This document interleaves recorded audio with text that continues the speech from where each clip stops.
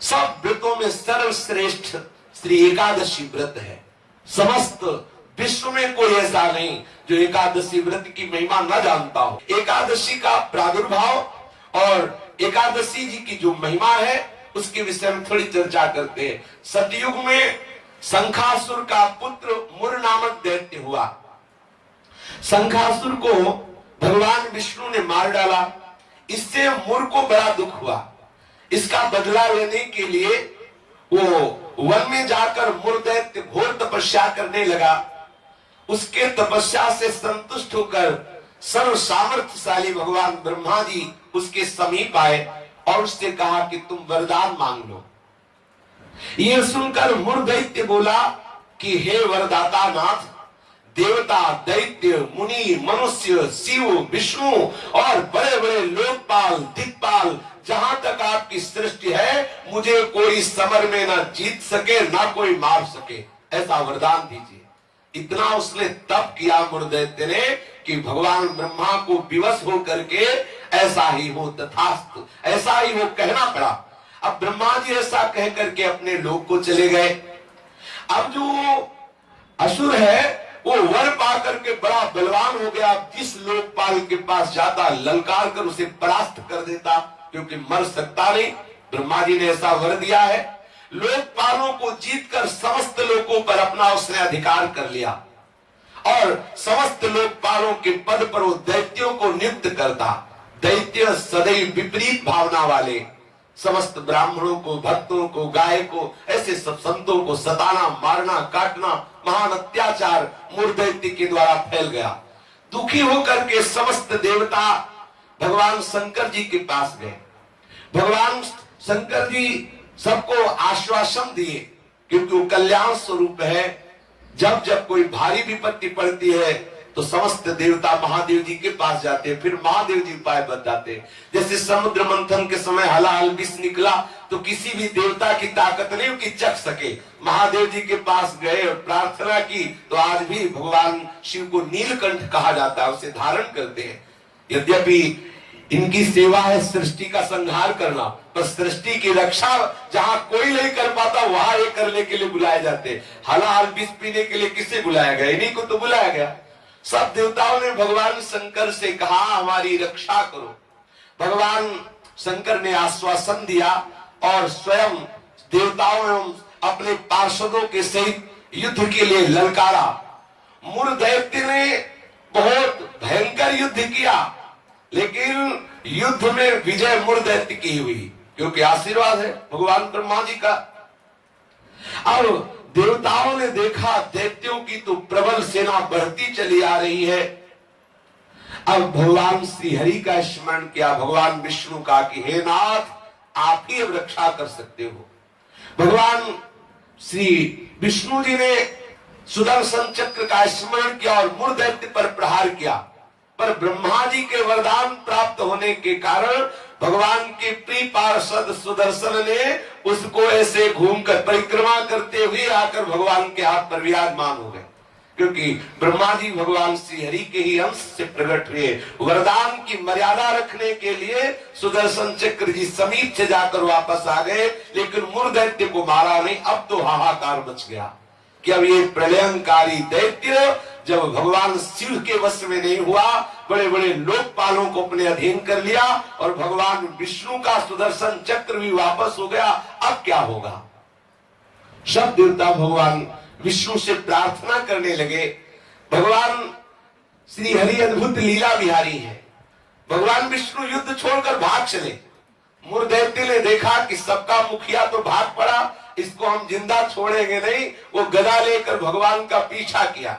मुर दैत्य ने भगवान भागकर बद्री का आश्रम में गए और एक बड़ी ही गहरी एकांतिक गुफा में जा छिपे और अत्यंत श्रमित हुए निद्रावश से प्रतीत होने लगे। मुर ने गुहा में प्रवेश करके दहाड़ लगाई, कहाँ है? भगवान विष्णु को संबोधन किया, कहाँ है तू? उसी समय भगवान के हृदय से एक दिव्य शक्ति प्रकट हुई और वो शक्ति कन्या के रूप में प्रकट होकर अपने परम तेज एवं दिव्य आयुधों से एक क्षण में मुर दैत्य को मार गिराया। क्षण में दैत्य को मार गिराया। भगवान विष्णु के हृदय से एक दिव्य शक्ति प्रकट हुई, जिसने कन्या रूप धारण किया और अपने दिव्य शक्ति से उस मूर दैत्य को क्षण मात्र में सेना सहित नाश कर दिया। उसी समय देवताओं ने पुष्पों की वर्षा की और उस देवी की स्तुति की। स्तुति सुनकर श्री भगवान जग गए। भगवान विष्णु ने देवताओं से कहा, तुम किसकी स्तुति कर रहे हो, क्या हुआ? बोले, प्रभु आपके हृदय से ये कन्या प्रकट हुई और इसने सब दैत्यों का नाश कर दिया और मूर दैत्य को भी मार दिया। भगवान ने कहा कि ये कन्या जो हमारे हृदय से प्रकट हुई, ये एकादश तिथि को प्रकट हुई, 11 को, इसीलिए इस कन्या का नाम होगा एकादशी। और हे एकादशी, तुम अष्ट सिद्धियों और 9 निधियों की स्वामिनी होगी। तुम में इतनी सामर्थ होगी कि जो तुम्हारा व्रत रखेंगे उनके चरणों में मोक्ष लुटेगा। एकादशी का महत्व है उसके चरणों में सर्व पाप प्रशमनम पुण्यमात्यंतिकम तथा गोविंद स्मारणम मेकादस्यामुपोषणम। जो एकादशी का उपवास करेगा वो निष्पाप हो जाएगा। जो एकादशी का उपवास करेगा वो बड़ा पुण्यात्मा होगा। जो एकादशी का उपवास करेगा उसे गोविंद के चरणारविंद की भक्ति प्राप्त होगी। श्री भगवान विष्णु ने कहा, जो तुम्हारा व्रत करेगा वो चाहे स्त्री हो चाहे पुरुष हो, वो जो कामना करेगा उस कामना की पूर्ति हो जाएगी। यदि कोई कामना नहीं करेगा तो मेरी भक्ति प्राप्त हो जाएगी। एकादशी व्रत 3 दिनों के साध्य होने वाला बताया। 10वीं से व्रत का उपक्रम शुरू होता है और द्वादशी को उस व्रत का उपक्रम पूर्ण होता है। 10वीं के दिन एकादशी के पहले आस्यम मांसम मसूरान्नम चरकान क्रोधमास तथा साकम मधुपरान्नम च पुनर्भोजन मैथुने दशम्याम 10 वस्तूनि वर्जयेत् वैष्णवः सदा। जो एकादशी व्रत रहे उनको चाहिए कि 10वीं की तिथि में वो कांसे के पात्र में कुछ पावे ना, मसूर की दाल न पावे, कभी मांस का स्पर्श भी न करे, पाने की तो बात जाने दो, चना न पावे, कोदो न पावे, कोई साग न पावे और शहद न पावे और किसी दूसरे के द्वारा दिया हुआ भोजन न पावे और 2 बार भोजन न पावे और मैथुन न करे। ये 10वीं की तिथि में ऐसा नियम धारण करें। फिर द्वितीयाम च निंदाम च तांबूलम दंत धावनम परापवादम पैशून्यम स्तेयम हिंसा तथा रतिम कोपम हृणित वाक्यम च एकादश्याम विवर्जयेत्। अब एकादशी के दिन 10वीं के दिन ऐसे नियम से रहे कि कांस के पात्र में कुछ पावे ना, मसूर की दाल ना पावे, मांस का स्पर्श भी ना करे, चना ना पावे, कोदो ना पावे, कोई साग ना पावे, शहद ना पावे, दूसरे के द्वारा दिया हुआ कुछ ना पावे और 10वीं को 1 बार भोजन करे, मैथुन क्रिया ना करे। तब एकादशी के दिन ये नियम ले कि कभी जुआ ना खेले, ना किसी को खेलता हुआ देखे, एक बार दृष्टि पर जाए हटा ले, जैसे लोग ताश वगैरह खेलते। एकादशी के दिन नींद न ले, एकादशी के दिन पान न खावे, एकादशी के दिन दातून न करे, एकादशी के दिन किसी की चोरी न करे, हिंसा न करे, किसी के साथ मैथुन न करे, कभी क्रोध न करे और झूठ ना बोले। एकादशी के दिन ये 11 कार्य ना करते हुए बोले, फिर निरंतर स्मरण प्रियालाल का करते हुए, भगवत स्मरण करते हुए फलाहार पावे तो 1 बार पावे, वो भी थोड़ा पावे। अब हमें तो लगता है कि जितना और दिन पदार्थ पाने को नहीं मिलते उतना तो एकादशी का दिन।